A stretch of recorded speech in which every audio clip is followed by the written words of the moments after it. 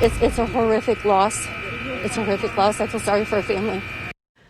A deadly day for fires. 3 people lost their lives in the smoke and flames of 2 separate fires in Kansas City. The first one happened early in the morning. The second one burned through an apartment building late today, and a grandmother lost her life. 20 other people who live there will be spending the night somewhere else.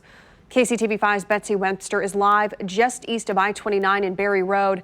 And Betsy, this story is just absolutely heartbreaking.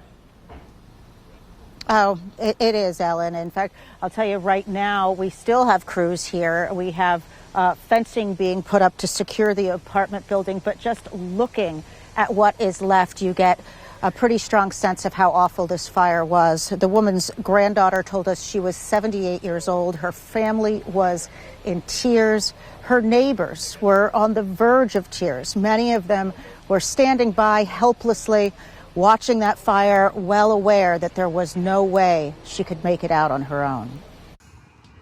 Emily Nance began recording from across the street after hearing a loud pop at about 3:15. She says it all went up so fast, from the first floor to the second and through the roof. The siding was melting. It was scary to see. Scary, in part, because she knew the woman who lived on the lower level where the fire started, knew she needed a wheelchair to get around. She was near breathless as she alerted arriving fire crews. That bottom unit, that's an older lady on oxygen. Fear.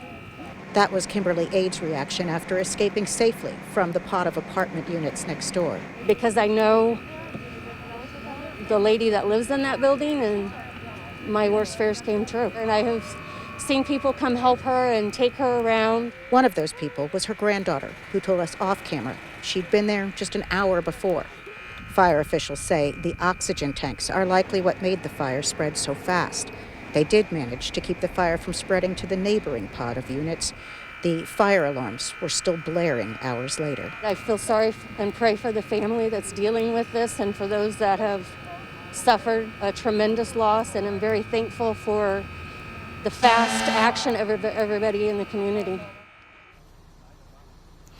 And she said that maintenance workers were actually knocking on everyone's doors, telling them to get out, started doing that almost immediately after the fire alarms went off. You might have noticed in our video that there were police here. I do want to make it clear that bomb and arson is investigating, but that is not because they suspect any foul play. It's just a protocol that they do that for every fatal fire.